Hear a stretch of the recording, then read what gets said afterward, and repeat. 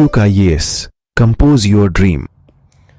Hello दोस्तों, quick IAS YouTube channel पे आपका स्वागत है। 71 बीपीएससी की तैयारी हमारे चैनल द्वारा शुरू कर दी गई है। हम लोग पिछले 30 वर्षों के क्वेश्चन कर रहे हैं। आज हम लोग जो है इंडियन पॉलिटी के पार्ट 2 के क्वेश्चन को करेंगे। याद रखना कि ये बहुत महत्वपूर्ण क्वेश्चन है और प्रीवियस ईयर क्वेश्चन करना बहुत जरूरी है। इससे हमें एक आइडिया लगता है कि क्वेश्चन किस तरह पूछे जाते हैं और कैसे हमें उनको करना है और कैसे अपनी तैयारी करनी है और किन क्वेश्चन पर ज़्यादा हमें ध्यान देना है, किन सब्जेक्ट पर ज़्यादा ध्यान देना है। इसीलिए प्रीवियस ईयर क्वेश्चन करना बहुत जरूरी है। तो आप लोग चैनल को सब्सक्राइब कर लीजिएगा, बेल आइकन को प्रेस कर लीजिएगा, जिससे इस तरह क्लास आपको लगातार मिलती रहे। हम लोग शुरू करते हैं सीधे क्वेश्चन की ओर।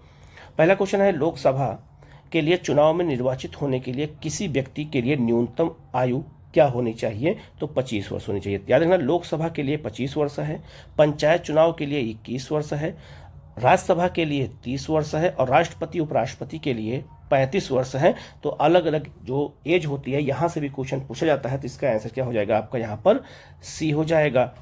नेक्स्ट क्वेश्चन आपका है, संसद सदस्य हेतु न्यूनतम आयु क्या है? तो संसद यहाँ पे इनमें लोकसभा और राज्यसभा दोनों आ जाएगा, लेकिन ये जो है आपका, क्योंकि न्यूनतम पूछा जा रहा है तो संसद में लोकसभा भी है। तो इसका आंसर क्या हो जाएगा आपका? यहाँ पर सी हो जाएगा, 25 वर्ष है। ठीक है, क्योंकि न्यूनतम पूछा गया है। नेक्स्ट क्वेश्चन आपका है, लोकसभा का सदस्य चुने जाने के लिए एक व्यक्ति को किस आयु से कम का नहीं होना चाहिए? तो 25 वर्ष होना चाहिए। अब क्वेश्चन वही है, लेकिन भाषा को अलग अलग चेंज करके कई बार क्वेश्चन आया हुआ है, इसीलिए प्रीवियस ईयर क्वेश्चन हमें देखने की जरूरत होती है। नेक्स्ट क्वेश्चन आपका है, वर्तमान लोकसभा में प्रत्येक राज्य के लिए स्थानों का आवंटन आधारित है। तो वर्तमान में जो लोकसभा की जो सीटें हैं वो कितनी हैं? 543 हैं। और इनके लिए जो जनसंख्या, जो सीटों का आवंटन किस जनसंख्या के आधार पर किया गया है? तो 1971 की जनगणना के आधार पर किया गया है अभी तक, और ये 2026 तक इसी के आधार पर रहेंगी। इसके बाद परिसीमन गठित होगा, तब जो है कितना हो जाएगा? तो 2011 की जनगणना के अनुसार पर सीटों का आवंटन किया जाएगा, लेकिन 26 तक इसका जो है इसको नहीं बढ़ाया जाएगा और 1971 की जनगणना के आधार पर ही अभी वर्तमान में लोकसभा की सीटों का निर्धारण किया गया है और राज्यसभा की। तो इसका आंसर क्या हो जाएगा आपका? सी हो जाएगा। यह भी बहुत महत्वपूर्ण क्वेश्चन है। नेक्स्ट क्वेश्चन आपका है, लोकसभा में राज्यवार सीटों का आवंटन वर्ष 1971 की जनगणना पर आधारित है। यह निर्धारण किस वर्ष तक यथावत रहेगा? 2026 तक। अभी मैंने आपको बताया, तो 26 तक लोकसभा की सीटें नहीं बढ़ाई जाएंगी, राज्यसभा की सीटें। और याद रखिएगा, ये क्या बनाया जाएगा? तो परिसीमन आयोग बनाया जाएगा और परिसीमन आयोग ही डिसाइड करेगा। ठीक है, तो इसका आंसर क्या हो जाएगा आपका? यहाँ पर बी हो जाएगा। ठीक है। नेक्स्ट क्वेश्चन आपका है, प्रत्येक राज्य में लोकसभा की सीटों का निर्धारण परिसीमन आयोग द्वारा किया जाता है। इस परिसीमन को किस वर्ष तक रोका गया है? तो 2026 तक। तो 2026 तक परिसीमन आयोग नहीं बनाया जाएगा और परिसीमन आयोग की नियुक्ति राष्ट्रपति करता है। और ये जो भी रिपोर्ट देता है, सिफारिश करता है, उसको क्या ना तो संसद में बहस कर सकते हैं उस पर, न न्यायालय में चुनौती दे सकते हैं। तो याद रखिएगा, परिसीमन 2026 के बाद बनाया जाएगा और इसी के आधार पर याद रखिएगा, लोकसभा, विधानसभा और आपका राज्यसभा सबकी सीटों का निर्धारण किया जाता है, क्षेत्रों को निर्धारित किया जाता है। तो इसका आंसर क्या हो जाएगा आपका? यहाँ पर सी हो जाएगा। क्वेश्चन वही है, बस उसको भाषा को लगातार क्या किया जा रहा है? चेंज कर दिया जा रहा है। नेक्स्ट आपका है, भारतीय संविधान के जो है किस अनुच्छेद के अंतर्गत लोकसभा में अनुसूचित जातियों के आरक्षण का प्रावधान किया गया है? तो अनुसूचित जातियों का जो आरक्षण दिया गया वो लोकसभा में दिया गया है। ये भी याद रखिएगा कि लोकसभा में 3 वर्ग को आरक्षण मिला हुआ है। एक आपका किसको मिला है? एससी को, एक मिला है एसटी को और एक मिला है आपका फीमेल महिलाओं को मिला है। 33% आरक्षण मिल गया है 106 जो है संविधान संशोधन के द्वारा। तो आर्टिकल 130 में अनुसूचित जातियों के आरक्षण का प्रावधान किया गया है। तो इसका आंसर क्या हो जाएगा आपका? ए हो जाएगा। तो याद रखिएगा, लोकसभा में जो सीटों का जो आरक्षण है वो केवल 3 वर्ग के लिए है, ये भी याद रखना आपको है। ठीक है। नेक्स्ट क्वेश्चन आपका है, लोकसभा में आंग्ल भारतीय समुदाय के सदस्य मनोनीत करने की शक्ति किसके पास है? याद रखना, इस व्यवस्था को समाप्त कर दिया गया 104वें संविधान संशोधन द्वारा। आंग्ल भारतीय समुदाय जो सीटों का लोकसभा में 2 सीटों का था और राज्यों में जो 1 सीटों का था, सबको समाप्त कर दिया गया है। तो ये अधिकार पहले था किसके पास? क्योंकि 2000 में क्वेश्चन पूछा गया, तो ये राष्ट्रपति के पास था। ठीक है, तो इसका आंसर बी हो जाएगा। अब इसको क्या किया गया है? हटा दिया गया है। ठीक है। नेक्स्ट क्वेश्चन आपका है, लोकसभा को कार्यकाल पूरा होने से पहले भंग किया जा सकता है, कैसे? तो प्रधानमंत्री की सिफारिश पर राष्ट्रपति के द्वारा। कार्यकाल पूरा ना हो, 5 साल का कार्यकाल ना पूरा हो, उससे पहले प्रधानमंत्री की सिफारिश पर राष्ट्रपति इसको समाप्त कर सकता है। तो इसका आंसर क्या हो जाएगा आपका? डी हो जाएगा। ठीक है। नेक्स्ट क्वेश्चन आपका है लोकसभा को उसके कार्यकाल की समाप्ति से पूर्व ही भंग किया जा सकता है। ठीक है, कैसे? क्वेश्चन वही है, राष्ट्रपति द्वारा मंत्रिपरिषद की सलाह पर। तो इसका आंसर क्या हो जाएगा? सी हो जाएगा। क्वेश्चन वही है, बस उसकी थोड़ा भाषा को क्या किया गया है, चेंज किया गया आपको कंफ्यूज करने के लिए। ठीक है, नेक्स्ट आपका है लोकसभा में सामान्यतः कितने सत्र होते हैं? तो लोकसभा में याद रखना 3 सत्र होते हैं। एक सत्र क्या होता है आपका? होता है बजट सत्र होता है। ठीक है, दूसरा होता है आपका कौन सा? तो मानसून सत्र होता है। और तीसरा कौन होता है? शीतकालीन सत्र होता है। यही 3 सत्र होते हैं। तो इसका आंसर क्या हो जाएगा आपका? यहाँ पर ए हो जाएगा। ठीक है, नेक्स्ट क्वेश्चन आपका है लोकसभा के कम से कम कितने सत्र बुलाए जाएं? ठीक है, तो वर्ष में कम से कम 2 सत्र बुलाए जाना चाहिए। ये मिनिमम की बात हो रही है, मैक्सिमम की बात नहीं हो रही है। तो मिनिमम 2 सत्र बुलाना जरूरी है, लेकिन हमारे यहाँ 3 सत्र बुलाया जाता है 1 साल के अंदर। तो इसका आंसर क्या हो जाएगा आपका? यहाँ पर बी हो जाएगा। नेक्स्ट क्वेश्चन आपका है कौन सा राज्य सबसे अधिक प्रतिनिधि लोकसभा में भेजता है?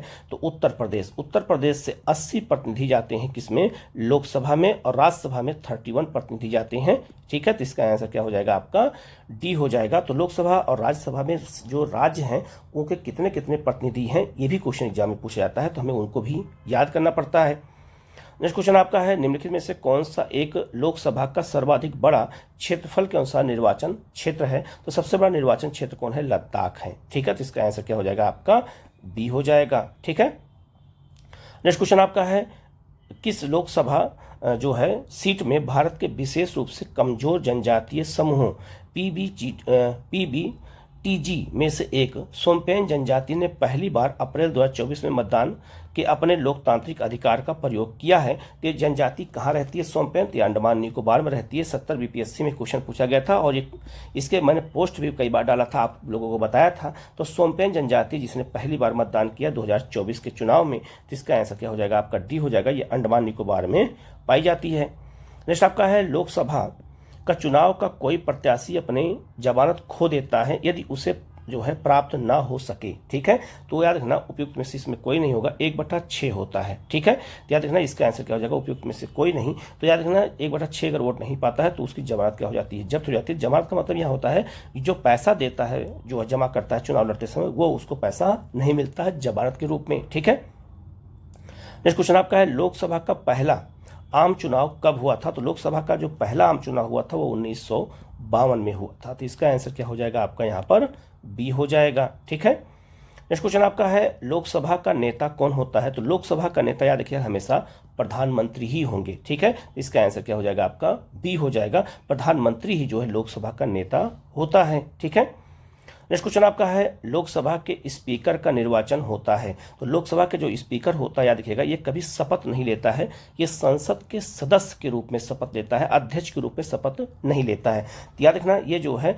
लोकसभा के सभी सदस्यों द्वारा इसका निर्वाचन होता है, सभी सदस्य मिलकर किसी एक व्यक्ति को चुनते हैं। तो इसका आंसर क्या हो जाएगा आपका? सी हो जाएगा। और ये भी देखा जाता है कि हमेशा लोकसभा का जो स्पीकर होता है वो जिस पार्टी की सरकार होती है उसी का अध्यक्ष बनाया जाता है। तो इसका आंसर क्या हो जाएगा आपका? सी हो जाएगा। ठीक है, नेक्स्ट आपका है लोकसभा के अध्यक्ष को प्राप्त है, लोकसभा के अध्यक्ष को क्या प्राप्त है? तो केवल समान मत होने की स्थिति में मतदान का अधिकार है। अगर वोट बराबर हो जाता है पक्ष और विपक्ष का, तब वोट देने का अधिकार किसके पास है? निर्णायक वोट देने का अधिकार लोकसभा अध्यक्ष के पास है, पहले वो वोट नहीं कर सकता है। तो इसका आंसर क्या हो जाएगा आपका? ए हो जाएगा। ये भी बहुत महत्वपूर्ण है और ये 70 बीपीएससी री एग्जाम में क्वेश्चन आया हुआ है। ठीक है, नेक्स्ट क्वेश्चन आपका है राज्यसभा में प्रतिनिधित्व में शामिल है। तो राज्यसभा में जो प्रतिनिधित्व होता है उसमें जो शामिल है वो क्या है? ठीक है, ध्यान दीजिएगा, भारत के राष्ट्रपति द्वारा मनोनीत सदस्य होते हैं, बिल्कुल 12 सदस्य होते हैं जो कला, विज्ञान, साहित्य और समाज सेवा से आते हैं, वो राज्यसभा में जाते हैं। नागरिकों द्वारा सीधे चुने गए सदस्य इसमें शामिल नहीं होते हैं क्योंकि इसका चुनाव अप्रत्यक्ष होता है। नागरिकों द्वारा जो चुने हुए सदस्य होते हैं वो कहाँ जाते हैं? वो आपका लोकसभा में जाते हैं। अप्रत्यक्ष रूप से नागरिकों द्वारा उनके प्रतिनिधियों के माध्यम से जो चुने सदस्य होते हैं वो जाते हैं। बिल्कुल इसका आंसर ए और सी हो जाएगा, अर्थात इसका आंसर क्या हो जाएगा? डी हो जाएगा। उपयुक्त में से एक से अधिक हो जाएगा। ठीक है, तो इसका आंसर डी हो जाएगा। नेक्स्ट क्वेश्चन आपका है राज्यसभा में होते हैं। ठीक है, राज्यसभा में सदस्य होते हैं तो याद रखना जो है क्या होते हैं? तो 250 सदस्य होते हैं जिसमें 12 सदस्य राष्ट्रपति के द्वारा मनोनीत किए जाते हैं। ठीक है, तो अधिकतम सदस्य कितने होते हैं? 250, वर्तमान में 245 हैं। ठीक है, लेकिन याद रखिएगा ये भी बहुत महत्वपूर्ण है कि जो है 26 के बाद इसकी भी सीटें बढ़ाई जाएंगी और करीब 350 सीटें इसकी भी हो जाएंगी। ठीक है, नेक्स्ट क्वेश्चन आपका है, राज्यसभा में राज्यों को प्रतिनिधित्व निम्नांकित में से किस आधार पर दिया जाता है? तो जो राज्य हैं उनके जो राज्यसभा में राज्यों का जो प्रतिनिधित्व होता है वो किस आधार पर होता है? तो उनकी जनसंख्या के आधार पर होता है। तो उत्तर प्रदेश में जनसंख्या सबसे ज़्यादा है, तो यहाँ से याद रखिएगा जो है 80 लोकसभा की सीट है, तो 31 क्या है, राज्यसभा की सीट है। ठीक है, वहीं दिल्ली में जो है जनसंख्या कम है उत्तर प्रदेश की अपेक्षा, तो यहाँ पर 3 राज्यसभा की सीटें, तो जनसंख्या के आधार पर निर्धारित किया गया। तो इसका आंसर क्या हो जाएगा आपका यहाँ पर जो है बी हो जाएगा। नेक्स्ट क्वेश्चन आपका है, राज्यसभा के सदस्य चुने जाते हैं। ठीक है, तो याद रखना 6 वर्ष के लिए चुने जाते हैं, 5 वर्ष के लिए लोकसभा के और 6 वर्ष के लिए राज्यसभा के। तो इसका आंसर क्या हो जाएगा आपका सी हो जाएगा।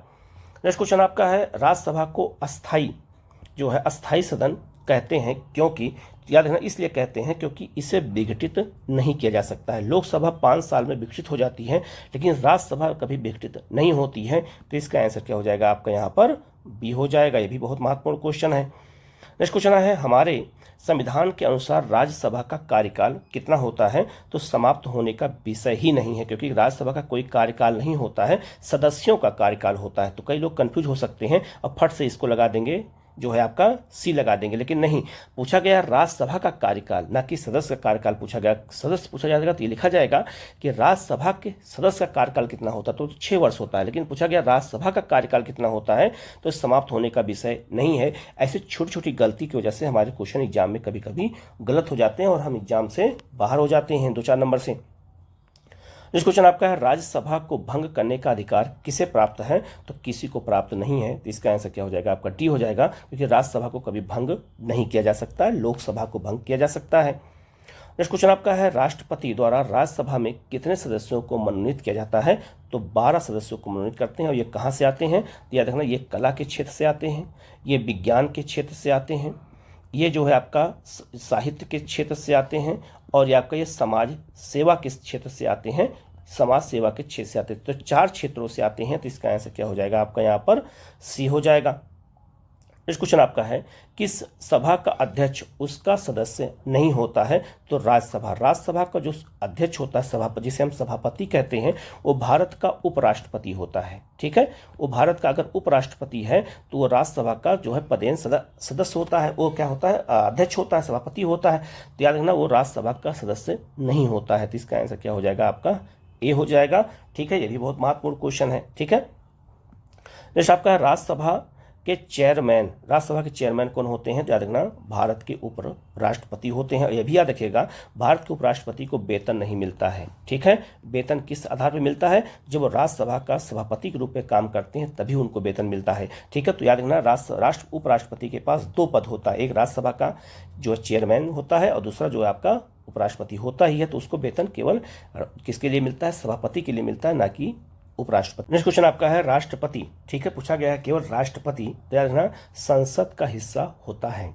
ठीक है, ये संसद का हिस्सा नहीं होता है, संसद का हिस्सा होता है, संसद में बैठता नहीं, संसद में वोट दे सकता है, बिल्कुल नहीं, ये संसद का हिस्सा होता है। और हमारी संसद 3 चीज़ों से मिलकर बनी होती है, एक आपका लोकसभा, एक आपका राज्यसभा और एक आपका राष्ट्रपति, 3 से मिलकर। तो इसे याद रखना, इस संसद का अंग होता है राष्ट्रपति, अर्थात उसका हिस्सा होता है। तो इसका आंसर क्या हो जाएगा आपका बी हो जाएगा। ठीक है, नेक्स्ट क्वेश्चन आपका है, संसद के 2 सत्र के बीच अधिकतम अंतराल होना चाहिए। मिनिमम नहीं पूछा गया है, मैक्सिमम अंतराल पूछा गया है, कितना होना चाहिए? तो 6 महीने का होना चाहिए। तो इसका आंसर क्या हो जाएगा आपका बी हो जाएगा।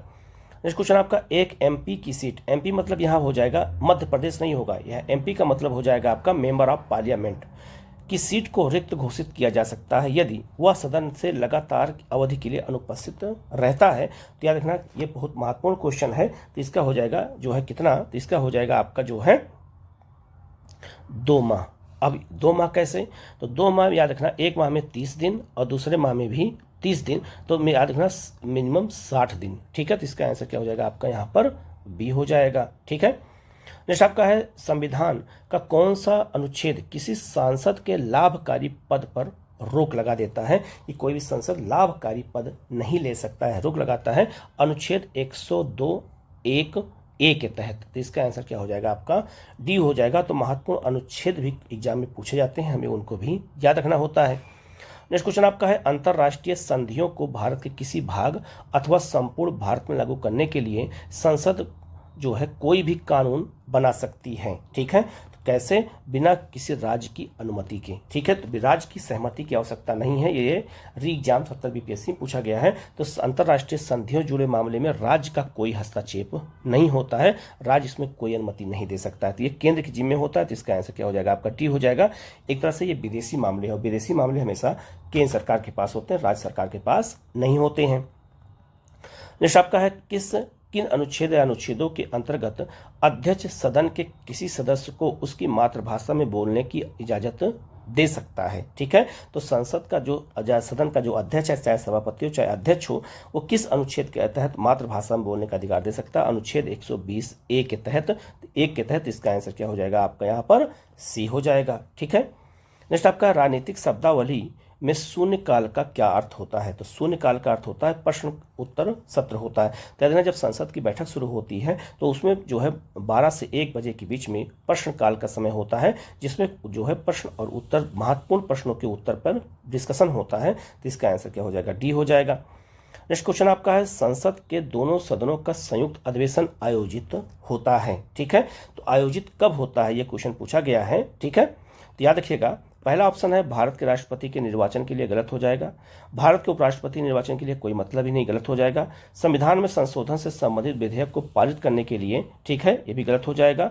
एक ऐसे विधेयक पर विचार करने और उसे पारित करने के लिए जिस पर दोनों सदनों में मतभेद हो। जब दोनों सदनों में मतभेद होता है तभी संयुक्त बैठक बुलाई जाती है, आर्टिकल 108 के तहत। तो इसका आंसर केवल डी हो जाएगा, केवल 4 होगा। ठीक है, नेक्स्ट क्वेश्चन आपका है, भारतीय संविधान के अनुच्छेद 110 के अनुसार धन विधेयक की परिभाषा में क्या शामिल है? तो पहला जो धन विधेयक की परिभाषा है उस आर्टिकल 110 के तहत उसमें क्या क्या है जो आपका धन विधेयक में शामिल हुआ है। ठीक है, तो पहला है टैक्स लगाना, समाप्त करना, उसके विनियमन में प्रत्यावर्तन करना, धन की उधारी का विनियमन करना, भारत की संचयी निधि से धन को विनियोजित करना, भारत की संचयी निधि से धन जो है खर्च का वितरण देना। चारों आंसर हो जाएगा। तो इसका आंसर क्या हो जाएगा? डी हो जाएगा। उपयुक्त में से सभी सही हो जाएगा। ये सब जो है धन परिभाषा के अंतर्गत आता है। नेक्स्ट क्वेश्चन आपका है, धन विधेयक पेश किया जा सकता है। तो धन विधेयक को अगर हमें पेश करना होगा तो हम केवल लोकसभा में पेश करेंगे, राज्यसभा में नहीं पेश करेंगे। राज्यसभा के पास केवल 14 दिन का टाइम होता है, या तो वो अनुमति पास करे या ना पास करे, उसे स्वतः पास मान लिया जाता है। तो याद रखना, धन विधेयक के मामले में लोकसभा की शक्ति सबसे महत्वपूर्ण है। तो इसका आंसर ए हो जाएगा। नेक्स्ट क्वेश्चन आपका है, निम्नलिखित कथनों में से कौन सा कथन सही नहीं है? हमेशा हमें ध्यान देना है क्या सही है और क्या सही नहीं है। पहला आपका धन संपत्ति के मामले में राज्यसभा का शक्तिहीन है। ठीक है, ये बिल्कुल सही हो जाएगा। धन विधेयक की शुरुआत राज्यसभा में होती है, गलत हो जाएगा। धन विधेयक की शुरुआत लोकसभा में होती है, राज्यसभा में नहीं होती है। तो इसका आंसर क्या हो जाएगा? आपका बी हो जाएगा, जो इस सेंटेंस में गलत है। इसके अलावा अगला है आपका, लोकसभा द्वारा पारित किए जाने के बाद राज्यसभा को 14 दिनों के भीतर विधेयकों को पारित करना होता है, बिल्कुल सही है। और राज्यसभा किसी धन विधेयक को पारित कर सकती है अथवा कतिपय सिफारिशों के साथ उसे लोकसभा को लौटा सकती है, बिल्कुल सही हो जाएगा। तो इसका आंसर क्या हो जाएगा? आपका बी हो जाएगा। धन विधेयक केवल लोकसभा में लाया जा सकता है, राज्यसभा में नहीं लाया जा सकता है। नेक्स्ट क्वेश्चन आपका है, भारतीय संविधान के किस अनुच्छेद के तहत वार्षिक वित्तीय विवरण बजट संसद के समक्ष प्रस्तुत किया जा सकता है? तो कुछ महत्वपूर्ण आर्टिकल पूछे जाते हैं। तो आर्टिकल 112 के तहत, ये एग्जाम पूछा गया 70 बीपीएससी में, आर्टिकल 112 के तहत बजट का प्रावधान किया गया। और बजट को शब्द नहीं लिखा है, तो बजट के स्थान पर क्या लिखा है? वार्षिक वित्तीय विवरण लिखा हुआ है, जो 112 में दिया गया। तो इसका आंसर क्या हो जाएगा? आपका जो है सी हो जाएगा। नेक्स्ट क्वेश्चन आपका है, संसद में कटौती प्रस्ताव का क्या उद्देश्य होता है? संसद में जो कटौती प्रस्ताव होता है, ऐसे बहुत सारे प्रस्ताव होते हैं, तो कटौती प्रस्ताव का क्या उद्देश्य होता है? तो सरकार के बजट प्रावधानों में खर्चों में कटौती का प्रस्ताव जो प्रस्तुत करते हैं, जब हम खर्चों में कटौती का प्रस्ताव लाते हैं, खर्च कम करने की कोशिश करते हैं, तो इसका आंसर क्या हो जाएगा? ए हो जाएगा। ये 70 बीपीएससी एग्जाम में क्वेश्चन आया हुआ है। ठीक है, नेक्स्ट क्वेश्चन आपका है, कटौती प्रस्ताव का उद्देश्य क्या होता है? तो इसका उद्देश्य होता है बजट प्रस्तावों के खर्च में कमी का प्रस्ताव लाना। तो बजट के प्रस्ताव में अगर हम खर्च में कमी लाते हैं तो उसे हम कटौती प्रस्ताव कहते हैं। तो इसका आंसर क्या हो जाएगा? आपका सी हो जाएगा। ठीक है, नेक्स्ट क्वेश्चन आपका है, लोक लेखा समिति अपनी रिपोर्ट प्रस्तुत करती है किसको? तो लोकसभा के स्पीकर को। और लोक लेखा समिति याद रखना संसद की महत्वपूर्ण समिति है। इसमें टोटल 22 सदस्य होते हैं। इसमें जो है 15 लोकसभा से और 7 राज्यसभा से होते हैं। तो अपनी रिपोर्ट किसको देती है? लोकसभा के स्पीकर को। तो इसका आंसर क्या हो जाएगा आपका यहाँ पर? बी हो जाएगा। ठीक है। नेक्स्ट क्वेश्चन बहुत महत्वपूर्ण है। लिखा है, निम्नलिखित में से कौन सी संसदीय समिति कार्यपालिका को नियम विनियम बनाने के लिए प्रत्यायोजित शक्ति से संबंधित होती है? तो अधीनस्थ विधान की समिति होती है जो कार्यपालिका के लिए एक तरह से नियम और विनियम को बनाती है। तो इसका आंसर क्या हो जाएगा आपका यहाँ पर? बी हो जाएगा। ठीक है। नेक्स्ट आपका है, भारत में जिला स्तर पर उपभोक्ता विवाद निवारण के संदर्भ में निम्नलिखित में से कौन सा कथन सही नहीं है? इसे पूछा गया कौन सा कथन सही नहीं है। पहला आपका है, जिला फोरम उन शिकायतों पर विचार करता है जहां वस्तुओं और सेवाओं का मूल्य 50 लाख से अधिक नहीं होता। बिल्कुल सही है। राज्य सरकार यदि उचित समझे तो एक जिले में एक से अधिक जिला फोरम की स्थापना कर सकता है। बिल्कुल सही है। जिला फोरम के सदस्यों में से एक महिला होती है, ये भी बिल्कुल सही हो जाएगा। तो इसका आंसर ई हो जाएगा। उपयुक्त में से कोई नहीं। इसमें सारे जो पॉइंट है सब सही दिए गए हैं। ठीक है। नेक्स्ट क्वेश्चन आपका है, भारत के सर्वोच्च न्यायालय की स्थापना हुई थी। तो भारत के जो सर्वोच्च न्यायालय इसकी स्थापना जो है संविधान सभा के द्वारा हुई थी। तो इसका आंसर क्या हो जाएगा आपका यहाँ पर? डी हो जाएगा। ठीक है। नेक्स्ट क्वेश्चन आपका है, भारत के उच्चतम न्यायालय में न्यायाधीशों की संख्या में वृद्धि करने की शक्ति किस में निहित होती है? तो याद रखना ये संसद के पास होती है। तो याद रखना उच्चतम न्यायालय या न्यायालय के जो सदस्य हैं उनकी जो न्यायाधीश हैं उनके सदस्यों की संख्या वृद्धि करने का अधिकार हमारी संसद के पास है। तो इसका आंसर क्या हो जाएगा आपका यहाँ पर?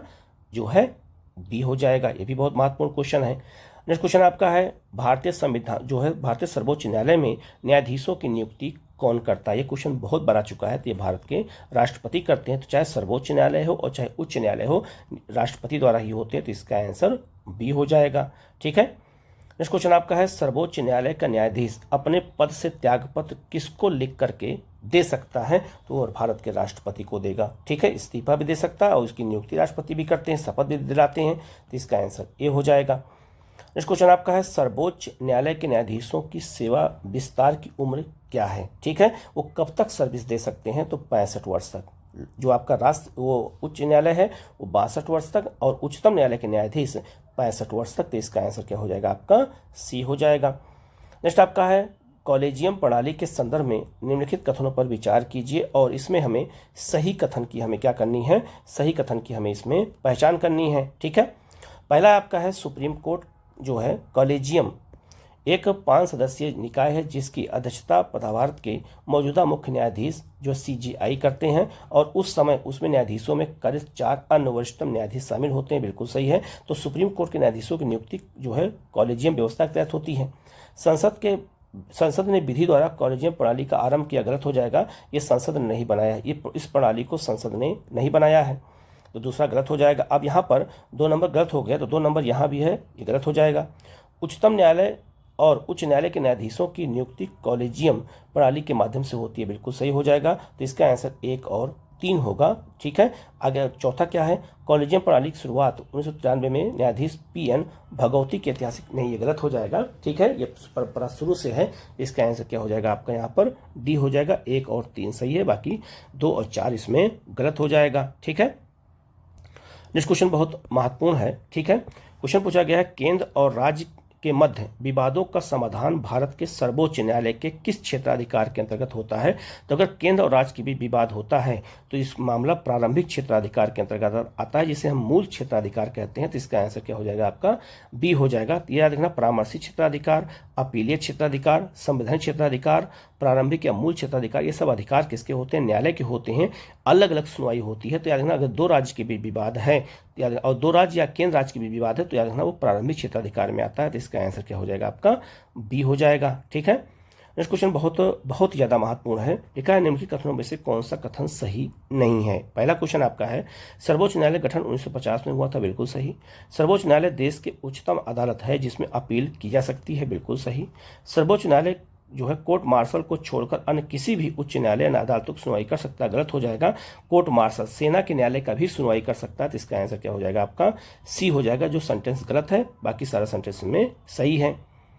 नेक्स्ट क्वेश्चन आपका है निम्नलिखित में से किसका संबंध भारत के सर्वोच्च न्यायालय से है। ठीक है, इसमें किसका संबंध भारत के सर्वोच्च न्यायालय से है। तो याद रखना कॉलेजियम प्रणाली से भी है, अपीलीय अधिकार से भी है और मूल अधिकार तीनों से है। तो इसका आंसर क्या हो जाएगा आपका डी हो जाएगा। ठीक है, नेक्स्ट क्वेश्चन आपका है न्यायिक पुनर्विलोकन का अर्थ यह है कि सर्वोच्च न्यायालय, ठीक है, राज्य के किसी भी कानून को अवैध घोषित कर सकता है। तो इसका आंसर क्या हो जाएगा आपका डी हो जाएगा। न्यायिक पुनर्विलोकन का मतलब यही होता है। ठीक है, तो इसका आंसर क्या हो जाएगा आपका डी हो जाएगा। ठीक है, नेक्स्ट क्वेश्चन बहुत ही महत्वपूर्ण है। लिखा है आपका भारत में न्यायिक प्रणाली किस पर आधारित होती है। तो भारत की जो न्याय प्रणाली है वो संविधान पर आधारित है, नियमित कानून की उचित प्रक्रिया पर आधारित है, परंपरा पे भी आधारित है जिसे अभिलेख न्यायालय कहते हैं, और कानून द्वारा स्थापित प्रक्रिया चारों पे आधारित है। तो इसका आंसर उपयुक्त में से एक से अधिक हो जाएगा, अर्थात इसका आंसर क्या हो जाएगा आपका ई हो जाएगा। इन्हीं चारों के माध्यम से न्याय प्रणाली हमारी आधारित है और कार्य करती है। ठीक है,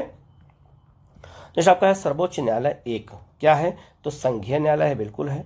मानव अधिकारों का रक्षक भी है, बिल्कुल सही है। संविधान का अंतिम विवेचक है, बिल्कुल सही है। सिविल न्यायालय है, सब कुछ है। इसका आंसर ई हो जाएगा, अर्थात उपयुक्त में से एक से अधिक हो जाएगा। तो इसका आंसर ई हो जाएगा। सारे ऑप्शन सही हैं। नेक्स्ट आपका है इंदिरा साहनी बनाम भारत संघ मुकदमे में सर्वोच्च न्यायालय का निर्णय किस विषय से संबंधित है। तो इंदिरा साहनी बनाम भारत संघ का जो मुकदमा था ये किससे संबंधित है। तो सरकारी नौकरियों में अन्य पिछड़ा वर्ग के आरक्षण से है। तो इसका आंसर क्या हो जाएगा आपका यहाँ पर ए हो जाएगा। ठीक है, नेक्स्ट क्वेश्चन आपका है किसी राज्य का राज्यपाल नियुक्त किया जा सकता है। ठीक है, किसके द्वारा। तो राष्ट्रपति द्वारा। तो इसका आंसर क्या हो जाएगा आपका यहाँ पर सी हो जाएगा। ठीक है, नेक्स्ट आपका है कितने समय में राज्यपाल किसी साधारण बिल को संबंधित राज्य विधानमंडल को पुनर्विचार हेतु लौटा सकता है। ठीक है, तो कब तक। तो कोई इसकी समय सीमा नहीं है। ठीक है, तो इसका ये 70 बीपीएससी में पूछा गया है, कोई समय सीमा नहीं है। ठीक है, पुनर्विचार के लौटाने की। तो इसका आंसर क्या हो जाएगा आपका यहाँ पर सी हो जाएगा। ठीक है, नेक्स्ट क्वेश्चन आपका है भारतीय संविधान के अनुसार राज्यों की विधायिका में सम्मिलित है। तो जो राज्य की विधायिका होती है उसमें क्या क्या शामिल है। ये बहुत महत्वपूर्ण क्वेश्चन है। ठीक है, तो पहला है आपका कौन सा है, विधान परिषद और राज्यपाल हो जाएगा। ठीक है, जो गलत हो जाएगा। दूसरा है आपका विधान सभा और विधान परिषद, गलत हो जाएगा। विधान सभा और राज्यपाल, ये बिल्कुल सही हो जाएगा। और राज्यपाल, विधानसभा और विधान परिषद जहां अस्तित्व में है, ये भी सही हो जाएगा। तो याद रखना भारत के केवल 8 राज्यों में विधान परिषद है, बाकी याद रखेगा जितने भी राज्य हैं वहाँ जो है विधानसभा और राज्यपाल से मिल करके विधायिका बनती है। ठीक है, लेकिन याद रखना 8 राज्य ऐसे हैं जहाँ पर राज्यपाल, विधानसभा और विधान परिषद तीनों मिलकर विधायिका बनती हैं। तो 8 राज्य कौन से हैं। तो वो 8 राज्य उत्तर प्रदेश, बिहार, महाराष्ट्र, कर्नाटक, तेलंगाना और आंध्र प्रदेश हैं, जहाँ पर जो है ना विधायिका 3 भागों में बटी हुई है, बाकी हर जगह 2 भागों में बटी है। तो इसीलिए इसका आंसर क्या हो जाएगा आपका सी हो जाएगा। ठीक है, क्योंकि ये भी सही है और ये भी सही है, अर्थात इसका आंसर क्या हो जाएगा सी हो जाएगा। ठीक है, नेक्स्ट क्वेश्चन आपका है भारत में राज्य जो है विधान पालिकाओं का जो है उच्च सदन कौन सा होता है। उच्च सदन मतलब हो गया कि वहाँ जैसे हमारे यहाँ राज्यसभा होती है, तो राज्य में उस सदन को किसे कहते हैं, ये क्वेश्चन पूछा गया है। तो विधान पालिका परिषद को कहते हैं, जिसे हम विधानसभा कहते हैं, एक विधान जो है आपका परिषद कहते हैं। तो विधान परिषद उच्च सदन होता है। तो इसका आंसर क्या हो जाएगा आपका ए हो जाएगा। नेक्स्ट क्वेश्चन आपका है राज्य के किसी राज्य में विधान परिषद का सृजन अथवा उसकी समाप्ति की जा सकती है। तो विधान परिषद और समाप्ति का जो अधिकार है वो आर्टिकल 169 में है। ठीक है, पहली बात याद रखिएगा। तो ये समाप्त करने का मतलब निर्माण का और समाप्त करने का अधिकार किसके पास दिया गया, ये क्वेश्चन पूछा गया है। तो राज्य विधानसभा के संबंधित संकल्प पारित करने पर संसद द्वारा, राज्य विधानसभा संकल्प पारित करेगी तब संसद उसको समाप्त भी कर सकती है और उसको बना भी सकती है। तो इसका आंसर सी हो जाएगा। नेक्स्ट क्वेश्चन आपका है राज्य विधान परिषद के सदस्य निम्नलिखित में से किस श्रेणी में से नहीं चुने जाते हैं। तो राज्य विधान परिषद के सदस्य कहाँ कहाँ से चुने जाते हैं पहले ये बता देता हूँ मैं। ठीक है, तो स्थानीय निकायों से चुने जाते हैं और पंचायत से, बिल्कुल सही है। शिक्षक से चुने जाते हैं, स्नातक से चुने जाते हैं।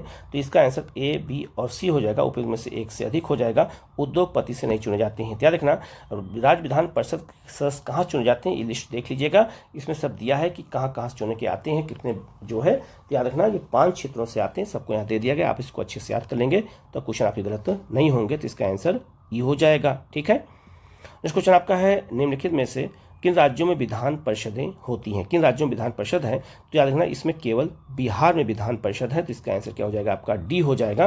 तो विधान परिषद केवल 8 राज्य में है, बिहार में, यूपी में, महाराष्ट्र में, कर्नाटक में, तेलंगाना में और आंध्र प्रदेश में। तो इसका आंसर क्या हो जाएगा यहाँ पर केवल डी होगा, बिहार में है क्योंकि ऑप्शन में बिहार यहाँ दिया हुआ है। ठीक है, इस क्वेश्चन आपका है भारतीय संविधान के जो निम्नांकित अनुच्छेदों में से कौन राज्य की विधानसभाओं के निर्वाचन का प्रावधान करता है? तो राज्य विधानसभा का जो निर्वाचन होता है वो किस आर्टिकल में दिया गया, ये क्वेश्चन पूछा गया। तो आर्टिकल 170 में दिया गया। तो इसका आंसर क्या हो जाएगा आपका ए हो जाएगा। नेक्स्ट क्वेश्चन आपका है निम्नलिखित भारतीय राज्यों में किसकी राज्य विधानसभा में सदस्यों की संख्या अधिक है? तो अरुणाचल प्रदेश में याद रखिएगा कितना है, 60 है।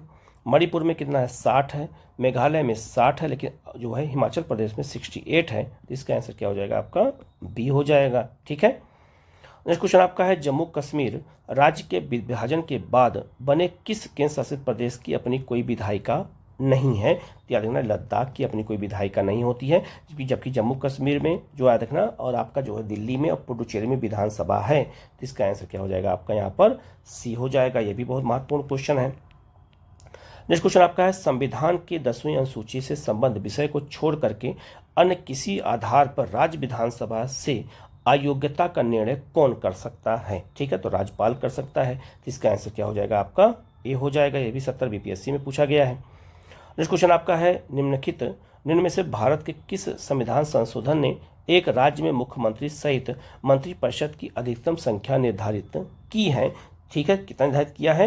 तो याद रखना 15%। और ये कब किया है? तो 91वें संविधान संशोधन द्वारा। तो इसका आंसर क्या हो जाएगा आपका ए हो जाएगा। नेक्स्ट क्वेश्चन आपका है राज्य का मंत्रिपरिषद सामूहिक रूप से तौर पर किसके प्रति उत्तरदायी होता है? तो विधानसभा के प्रति उत्तरदायी होता है, क्योंकि राज्य विधान परिषद की बात हो रही है तो वो विधानसभा के प्रति उत्तरदायी होगा। तो इसका आंसर क्या हो जाएगा आपका ए हो जाएगा। यही इसी के मामले में केंद्र में हो जाएगा तो लोकसभा हो जाएगा। नेक्स्ट आपका है उच्च न्यायालय में न्यायाधीशों की संख्या निर्धारित करने का अधिकार निम्नलिखित में से किसके पास है? ठीक है, तो किसके पास है? तो राष्ट्रपति के पास है। तो चाहे उच्च न्यायालय हो और चाहे उच्चतम न्यायालय हो, यह अधिकार राष्ट्रपति के पास ही है। तो इसका आंसर ए हो जाएगा। नेक्स्ट क्वेश्चन आपका है निम्नलिखित उच्च न्यायालयों में से कौन जो है एक से अधिक राज्य केंद्र शासित प्रदेशों के लिए बनाया गया है? तो याद रखना बम्बई जो है, इसमें गोवा भी शामिल है, इसमें जो आपका दादर नगर हवेली और दमन दीव भी शामिल है। तो इसका आंसर क्या हो जाएगा आपका डी हो जाएगा। ठीक है, नेक्स्ट क्वेश्चन आपका है एक उच्च न्यायालय का न्यायाधीश अपना त्यागपत्र संबोधित कर सकता है किसको? तो किसको करेगा? तो राष्ट्रपति को करेगा। तो राष्ट्रपति नियुक्त भी करता है, चाहे आपका जो है उच्च न्यायालय हो, चाहे वो आपका सर्वोच्च न्यायालय हो, और त्यागपत्र भी चाहे उच्च न्यायालय हो और चाहे जो है आपका जो है सुप्रीम कोर्ट हो, सब राष्ट्रपति को ही संबोधित करके करते हैं। तो इसका आंसर क्या हो जाएगा आपका ए हो जाएगा। ठीक है, नेक्स्ट क्वेश्चन आपका है बाबरी मस्जिद राम जन्मभूमि का विवाद जो इलाहाबाद उच्च न्यायालय लखनऊ खंड जो है न्यायपीठ के समक्ष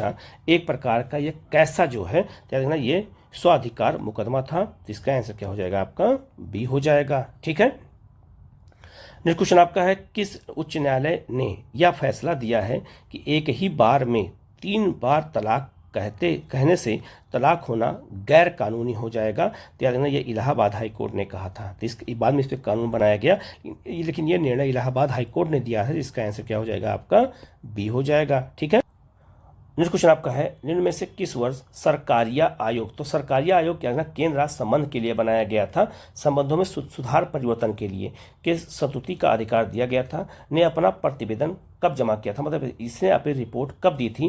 तो 1988 में रिपोर्ट दी थी। तो इसमें चारों ऑप्शन नहीं होगा। तो इसका आंसर क्या हो जाएगा? उपयुक्त में से कोई नहीं, अर्थात ई हो जाएगा। ये बहुत महत्वपूर्ण आयोग है, ये इससे क्वेश्चन हमेशा पूछा जाता है। नेक्स्ट क्वेश्चन आपका है भारतीय संविधान का अनुच्छेद 300 किससे संबंधित है? तो याद रखना मुकदमे और कार्यवाही से संबंधित है। तो इसका आंसर क्या हो जाएगा आपका यहाँ पर ए हो जाएगा। ठीक है, नेक्स्ट क्वेश्चन आपका है राष्ट्रपति राष्ट्रीय आपातकाल की घोषणा कर सकता है। ठीक है, तो याद रखना हथियार बंद विद्रोह के आधार पर, मतलब सशक्त विद्रोह के आधार पर, बाह्य आक्रमण के आधार पर और युद्ध के आधार पर। तो इसका आंसर क्या हो जाएगा डी हो जाएगा। सभी आधार पर आपातकाल घोषित किया जा सकता है 352 के तहत। ठीक है, नेक्स्ट क्वेश्चन आपका भारतीय संविधान का कौन सा अनुच्छेद आपातकाल की घोषणा से संबंधित है, ये क्वेश्चन पूछा गया है। तो आर्टिकल 352 है, ये भी मैंने बताया, ये 70 एग्जाम में पूछा गया। तो इसका आंसर क्या हो जाएगा आपका यहाँ पर डी हो जाएगा। ठीक है, ये भी बहुत महत्वपूर्ण क्वेश्चन है। नेक्स्ट क्वेश्चन आपका है, किस अनुच्छेद के अनुसार भारत के राष्ट्रपति द्वारा राष्ट्रीय आपातकाल की घोषणा की जा सकती है। ठीक है, तो अनुच्छेद 352 क्वेश्चन वही है, कई बार रिपीट किया है। नेक्स्ट क्वेश्चन आपका है, प्रायः किसकी सलाह पर राज्य में राष्ट्रपति शासन लागू किया जाता है? किसकी सलाह पर? तो राज्यपाल अर्थात गवर्नर की सलाह पर राष्ट्रपति शासन लागू करते हैं 356 के तहत। तो इसका आंसर क्या हो जाएगा आपका सी हो जाएगा। नेक्स्ट क्वेश्चन आपका है, विश्व वित्तीय आपातकाल की स्थिति में अनुच्छेद 360 को लागू करने का परिणाम निम्नलिखित में से कौन सा हो सकता है? तो आज देखना 360 के तहत वित्तीय आपातकाल का प्रावधान किया गया, लेकिन अभी तक इसे कभी भी लागू नहीं किया गया है।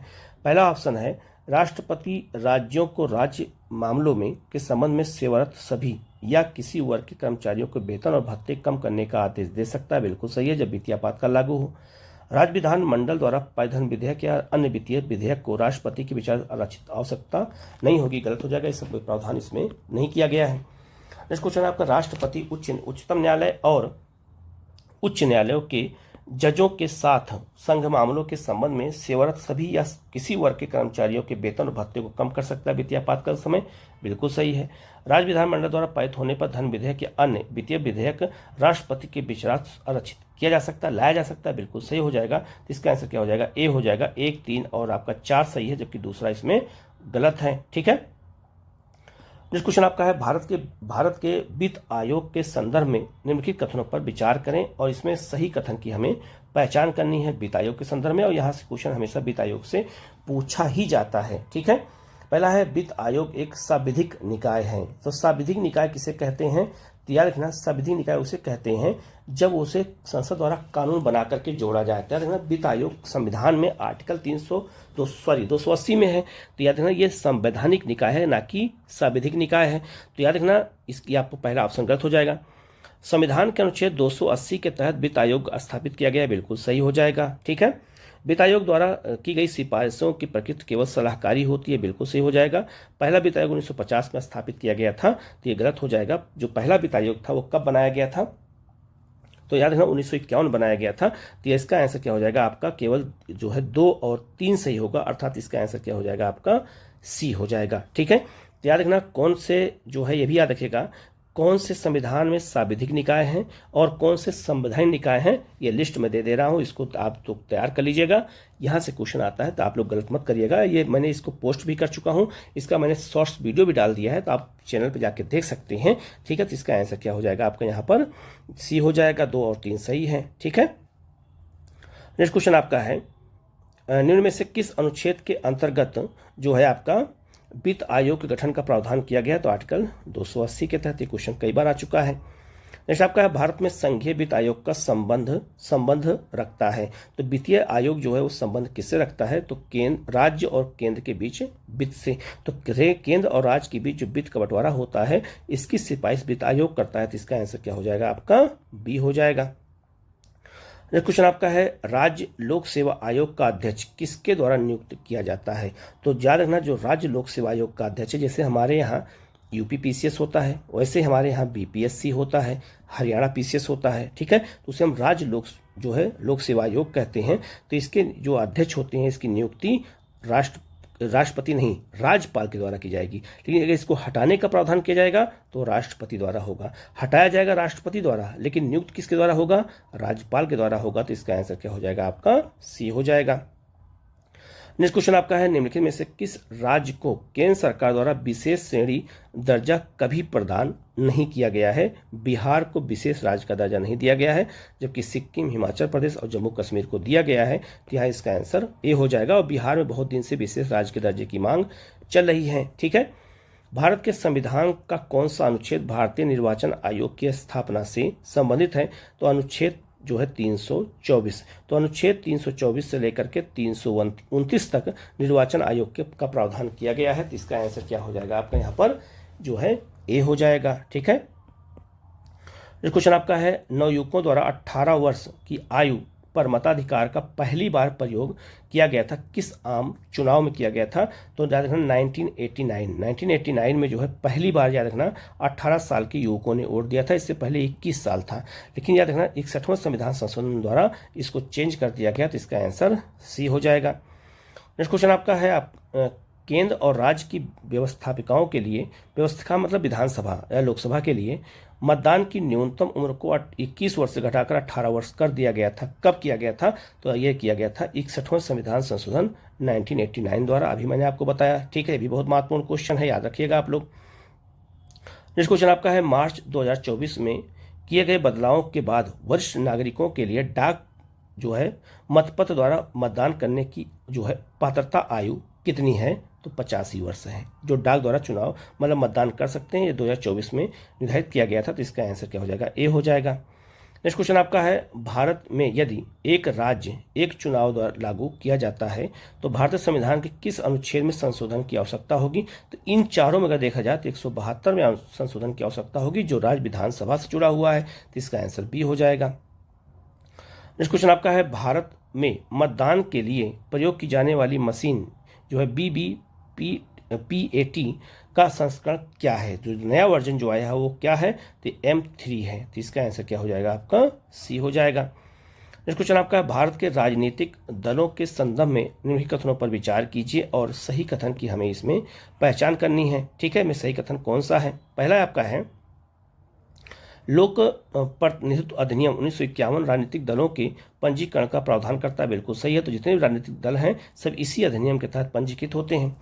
राजनीतिक दलों का पंजीकरण निर्वाचन आयोग करता है। बिल्कुल सही है। राष्ट्रीय स्तर पर राजनीतिक दल हुआ है जिसे 4 या अधिक राज्यों में मान्यता प्राप्त है। बिल्कुल सही है। 1999 के आम चुनाव में निर्वाचन आयोग द्वारा मान्यता प्राप्त 6 राष्ट्रीय और 48 राज्य स्तरीय दल बताए गए थे। बिल्कुल सही है। तो इसका आंसर क्या हो जाएगा? आपका डी हो जाएगा। इसमें सारे ऑप्शन सही हो जाएंगे। ठीक है। नेक्स्ट क्वेश्चन आपका है, भारत के विभिन्न राजनीतिक दलों को राष्ट्रीय या क्षेत्रीय दल का दर्जा का अधिकार किसको दिया गया है? चुनाव आयोग को दिया गया है। ये चुनाव आयोग का काम है। तो इसका आंसर क्या हो जाएगा? आपका सी हो जाएगा। ठीक है। नेक्स्ट क्वेश्चन आपका है, भारत के किसी दल को राष्ट्रीय दल बनाने हेतु पूर्व चुनाव में कम से कम कितना % वोट होना चाहिए? तो 1/6 होना चाहिए, सॉरी 1/8 होना चाहिए, जो इसमें ऑप्शन में नहीं है। तो इसका आंसर क्या हो जाएगा? आपका ई हो जाएगा। उपयुक्त में से कोई नहीं। नेक्स्ट क्वेश्चन आपका है, भारतीय संविधान में संशोधन के लिए विधेयक लाया जा सकता है। तो संशोधन की विधि के लिए जो विधेयक लाया जाता है, याद रखना ये जो है लोकसभा और राज्यसभा दोनों में लाया जा सकता है। तो इसका आंसर क्या हो जाएगा? आपका यहाँ पर सी हो जाएगा। नेक्स्ट क्वेश्चन आपका है, निम्नलिखित में से कौन कौन से विषय हैं जिस पर कम से कम आधे राज्यों के विधानमंडलों के अनुसमर्थन की संविधिक संशोधन किया जा सकता है? तो आधे राज्य मतलब ये हुआ विशेष बहुमत प्लस आधे राज्यों का भी अनुमति होनी चाहिए। वो कौन कौन से प्रावधान हैं? तो याद रखिएगा, ये बहुत महत्वपूर्ण क्वेश्चन है। ये क्वेश्चन कई बार एग्जाम में आया हुआ है, इसको हमें अच्छे से याद रखना है। राष्ट्रपति का अगर निर्वाचन होगा तो आधे राज्यों की अनुमति चाहिए। इसके अलावा संसद में राज्यों का प्रतिनिधित्व बढ़ाना घटाना होगा, ये इसके लिए भी आधे राज्यों का होना चाहिए। सातवीं सूची में कोई सूची गलत हो जाएगा।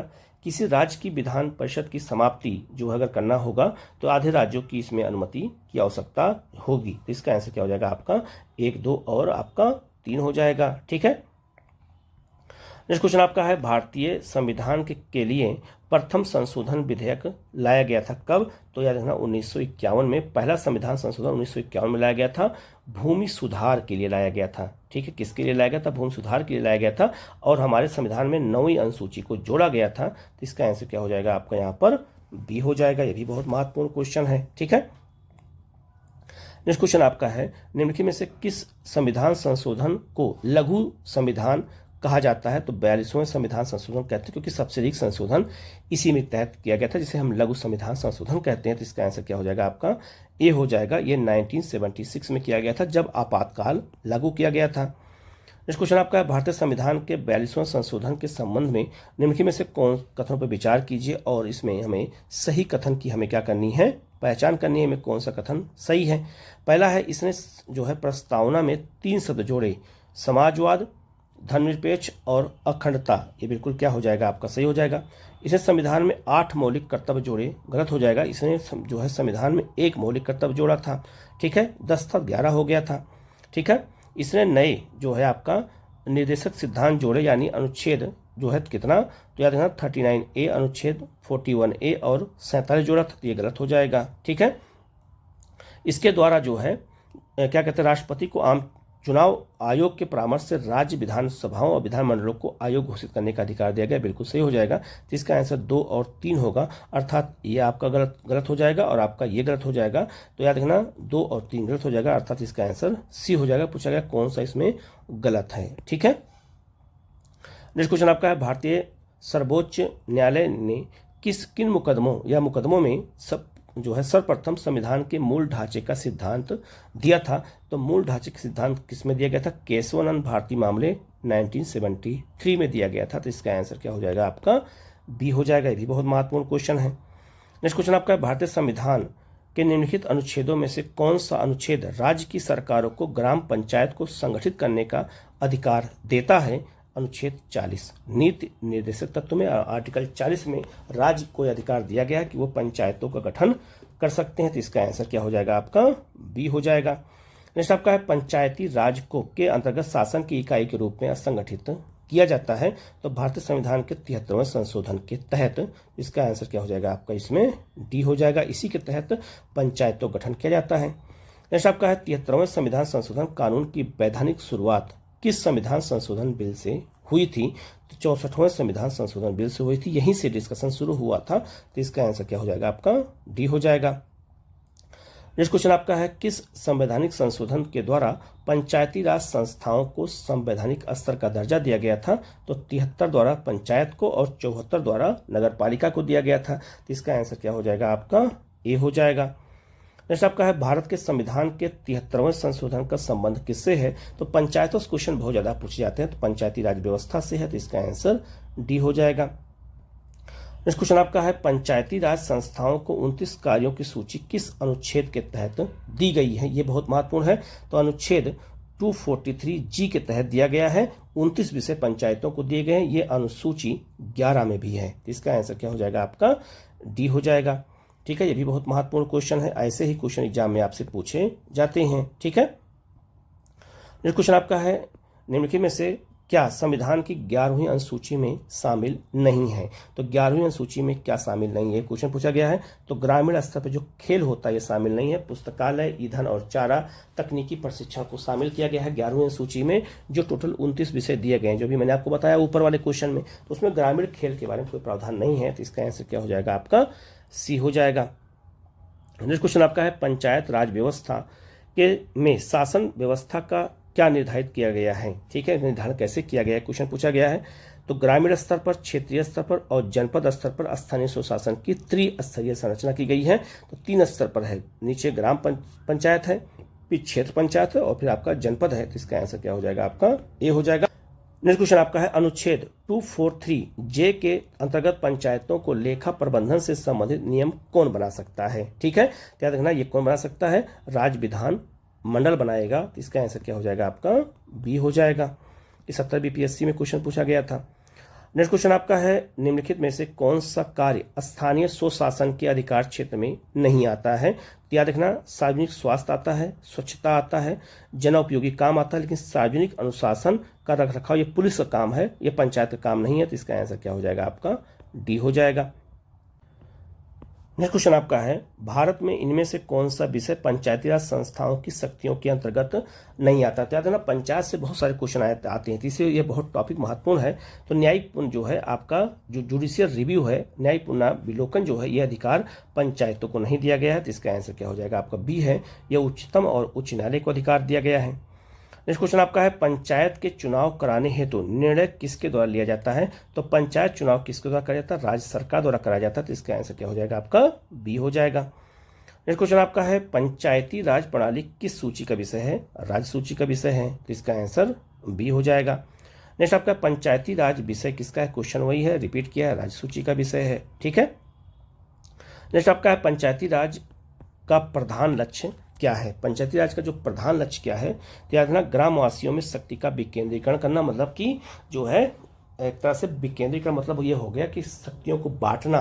तो इसका आंसर क्या हो जाएगा, आपका सी हो जाएगा। इसका हिमायती कौन थे, गांधी जी भी थे। ठीक है, नेक्स्ट आपका है सरकार की पंचायती राज प्रणाली की मुख्य विशेषता क्या है। तो याद रखना इसमें सरकार की 3 श्रेणियां हैं, बिल्कुल सही।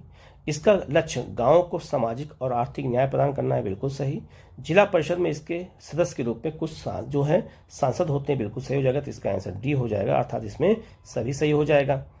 नेक्स्ट क्वेश्चन आपका है सफलतापूर्वक कार्य हेतु पंचायती राज को पूरे सहयोग की आवश्यकता जरूरत पड़ती है स्थानीय जनता की। तो इसका आंसर क्या हो जाएगा, आपका ए हो जाएगा। बिना स्थानीय जनता के हम पंचायत को सहयोग या सफलतापूर्वक नहीं कर सकते हैं, ठीक है। नेक्स्ट आपका है भारत में पंचायती राज का प्रतिनिधित्व करता है कौन, ठीक है। तो शक्तियों का विकेंद्रीकरण भी, लोगों की हिस्सेदारी भी और सामुदायिक विकास भी। तो इसका आंसर क्या हो जाएगा, डी हो जाएगा, उपयुक्त में सभी हो जाएगा। नेक्स्ट क्वेश्चन आपका है निम्नलिखित कथनों पर विचार कीजिए और इसमें सही कथन की पहचान करनी है, ठीक है। पहला आपका है 73वें संशोधन के बाद विकेंद्रीकरण किया गया, ठीक है। तो क्या किया गया, तो पहला आपका जो है निर्णय लेने की शक्तियों का बिल्कुल सही है, ठीक है। पूर्ण व्यवस्था का बिल्कुल सही है। न्यायिक शक्ति का अधिकार पंचायत के पास नहीं है, गलत हो जाएगा। प्रशासनिक शक्तियों का, ठीक है, याद रखना ये दिया गया। तो इसका आंसर क्या हो जाएगा आपका इसमें, तो इसमें हो जाएगा आपका जो है सी हो जाएगा। इसका आंसर क्या हो जाएगा, सी हो जाएगा। 1, 2 और 4 सही है, जबकि तीसरा इसमें गलत हो जाएगा। ये शक्ति न्यायालय को दी गई है, ठीक है। नेक्स्ट क्वेश्चन आपका है निम्न में से कौन सा विकेंद्रीकरण का जो है वैश्विक नहीं है, मतलब विशेषता नहीं है, ये क्वेश्चन पूछा गया है। तो याद रखना स्थानीय समुदायों में आत्मविश्वास को नहीं जगाना, ये जो है विकेंद्रीकरण का उद्देश्य नहीं, अर्थात पंचायती राज का उद्देश्य नहीं है। तो इसका आंसर क्या हो जाएगा, आपका सी हो जाएगा। नेक्स्ट आपका है CDP और NES के पुनर्गठन के लिए 1957 में NDC द्वारा स्थापित समिति का नाम बताइए, जिसने जो है क्या कहते हैं ग्रामीण स्थानीय सरकार की त्रिस्तरीय प्रणाली का सुझाव दिया था। तो बलवंत राय मेहता समिति ने दिया था और कहा था ग्रामीण स्तर पर ग्राम पंचायत, फिर क्षेत्र पंचायत और फिर आपका जिला पंचायत। तो इसका आंसर क्या हो जाएगा, आपका ए हो जाएगा। और इन्हीं को पंचायत का शिल्पकार भी कहते हैं। नेक्स्ट क्वेश्चन आपका है जिस समिति की अनुशंसा पर देश में पंचायती राज लागू किया गया उसके प्रमुख कौन थे। तो उसके प्रमुख बलवंत राय मेहता थे। इन्होंने ही पंचायत को त्रिस्तरीय बनाया था और इन्हीं के कहने पर पंचायत व्यवस्था को हमारे देश में लागू भी किया गया था। तो इसका आंसर क्या हो जाएगा, आपका बी हो जाएगा। नेक्स्ट आपका है भारत में पंचायती राज व्यवस्था सर्वप्रथम राजस्थान और कहाँ पर प्रारंभ की गई थी। राजस्थान सब याद रखता है, राजस्थान के साथ साथ आंध्र प्रदेश में प्रारंभ की गई थी। तो इसका आंसर क्या हो जाएगा, आपका डी हो जाएगा। नेक्स्ट आपका है अक्टूबर 1959 में पंचायती राज भारत में सर्वप्रथम आरंभ कहाँ किया गया था। तो पंचायती राज व्यवस्था को सबसे पहले आरंभ राजस्थान के नागौर जिले में किया गया था पंडित नेहरू जी द्वारा। तो इसका आंसर ए हो जाएगा, ठीक है। नेक्स्ट आपका विकेंद्रीकरण प्रणाली की सिफारिश किसने की थी। तो विकेंद्रीकरण मतलब पंचायती राज व्यवस्था की सिफारिश किसने किया था, बलवंत राय मेहता समिति ने। तो इसका आंसर सी हो जाएगा। नेक्स्ट क्वेश्चन आपका है सूची 1 को सूची 2 से सम्मिलित कीजिए। तो याद रखना एक तरफ पंचायती राज समितियां दी गई हैं और कब किस वर्ष उनका गठन किया गया था ये पूछा गया है। पहला आपका है जो है आपका CH हनुमंता समिति पंचायत से जुड़ी है, इसके जो है गठन कब किया गया था 1984 में। GB राव समिति याद रखना 1985 में। अशोक मेहता समिति 1978 में। LM सिंघवी समिति कब बनाई गई थी, याद रखना ये 86 में। और बलवंत राय मेहता समिति 1957 में। तो इसका आंसर क्या हो जाएगा, आपका डी हो जाएगा, ठीक है। नेक्स्ट क्वेश्चन है आपका अशोक मेहता समिति निम्नलिखित में से सिफारिश की थी। तो अशोक मेहता समिति याद रखना बनाई गई थी 1977 में। 1978 में रिपोर्ट दिया था। इसने कहा था पंचायती राज को 2 स्तरीय बनाया जाए, क्षेत्र याद रखना ग्रामीण स्तर पर ग्राम पंचायत और जिला स्तर पर जिला पंचायत बनाया जाए, ठीक है। लेकिन क्षेत्रीय पंचायत के प्रावधान को इसने काट दिया था, लेकिन इसकी सिफारिश को नहीं माना गया। तो इसका आंसर क्या हो जाएगा, आपका बी हो जाएगा। इसकी सिफारिश को केवल पश्चिम बंगाल ने माना है, ये भी याद रखना, ठीक है। नेक्स्ट क्वेश्चन आपका है निम्न में से किस कमेटी या आयोग ने न्याय पंचायत बनाने की सिफारिश की थी। तो बलवंत राय मेहता समिति ने कहा था कि ग्रामीण स्तर पर न्याय पंचायत बनाई जाए। तो इसका आंसर क्या हो जाएगा, बी हो जाएगा। ये बहुत महत्वपूर्ण क्वेश्चन है, इसको आप अच्छे से याद रखिएगा। नेक्स्ट आपका है पंचायती राज की त्रिस्तरीय प्रणाली में कौन कौन आता है। तो 3 स्तरीय प्रणाली में ग्राम पंचायत ग्राम स्तर पर, क्षेत्र पंचायत आपका क्षेत्रीय ब्लॉक स्तर पर और जिला पंचायत जिला स्तर पर। तो इसका आंसर डी हो जाएगा, ठीक है। नेक्स्ट क्वेश्चन आपका है निम्नलिखित में से किसका निर्माण पंचायती राज व्यवस्था के तहत हुआ है। तो याद रखना ग्राम पंचायत का, ठीक है। ग्राम पंचायत का प्रावधान किया गया, जबकि खाप पंचायत, जाति पंचायत, जन पंचायत ये पंचायत का हिस्सा नहीं है। तो इसका आंसर क्या हो जाएगा, आपका सी हो जाएगा। नेक्स्ट आपका है किस राज्य में पंचायत व्यवस्था नहीं है। तो याद रखना पंचायत व्यवस्था किस में नहीं है ये पूछा गया है। तो याद रखना नागालैंड, ठीक है, मिजोरम और आपका मेघालय, तीनों में नहीं है। तो इसका आंसर ई हो जाएगा, अर्थात उपयुक्त में से एक से अधिक हो जाएगा। इन तीनों राज्यों में पंचायत राज व्यवस्था नहीं है, केरल में है, ठीक है। नेक्स्ट आपका एक पंचायत समिति किस स्तर पर एक पंचायती राज संरचना का संचालन करती है। ब्लॉक स्तर पे। तो याद रखना जो पंचायत समिति होती है वो ब्लॉक स्तर पे करती है। तो इसका आंसर क्या हो जाएगा आपका, ये हो जाएगा, ठीक है। नेक्स्ट आपका है ब्लॉक स्तर पर पंचायत समिति। तो ब्लॉक स्तर पर जो पंचायत समिति होती है वो प्रशासनिक प्राधिकरण होती है। तो इसका आंसर क्या हो जाएगा आपका, बी हो जाएगा। ये भी बहुत महत्वपूर्ण क्वेश्चन है। नेक्स्ट आपका भारत में पंचायत देखा जाए तो भारत में ब्लॉक स्तर पर बनी पंचायत समिति केवल क्या करती है, क्वेश्चन वही है, रिपीट किया है। तो ये है प्रशासनिक प्राधिकारी होती है। तो इसका आंसर डी हो जाएगा। नेक्स्ट क्वेश्चन आपका 73वें संविधान संशोधन अधिनियम के तहत पंचायती राज संस्थाओं में चुनाव लड़ने के लिए न्यूनतम आयु कितनी होनी चाहिए। 21 वर्ष होना चाहिए, पंचायत के लिए 21 वर्ष होना चाहिए। तो इसका आंसर बी हो जाएगा। और अंतिम क्वेश्चन है आपका पंचायतों की वित्तीय स्थितियों की समीक्षा के लिए राज्य सरकार प्रत्येक 5 वर्षों में क्या गठित करती है। तो याद रखना ये वित्त आयोग गठित करती है। तो याद रखना केंद्र स्तर पर वित्त आयोग होता है और राज्य स्तर पर भी वित्त आयोग होता है। तो जो राज्य स्तर वित्त आयोग होता है वो पंचायतों के लिए गठित की जाती है, उनके वित्तीय स्थिति के लिए, ठीक है। तो इसका आंसर क्या हो जाएगा, ए हो जाएगा। तो याद रखना हमने जो है 2 पार्ट में पूरी पॉलिटी को करा दिया है। इसमें 141 क्वेश्चन हमने करा दिया है और जो है इससे पहले मैंने 105 क्वेश्चन कराया था। तो याद रखना पॉलिटी के अभी तक जो है कितने क्वेश्चन आए हैं, तो 200 याद रखना 46 क्वेश्चन अभी तक पॉलिटी के बीपीएससी में 30 वर्षों में पूछे गए हैं, जो मैंने करा दिया है। आप लोग वीडियो को पूरा देखिएगा, कहीं कोई डाउट हो तो आप कमेंट करके पूछिएगा। चैनल को जरूर सब्सक्राइब कर लीजिएगा, बेल आइकन को प्रेस कर लीजिएगा, जिससे इस तरह क्लास आपको लगातार मिलती रहे। Okay, thank you.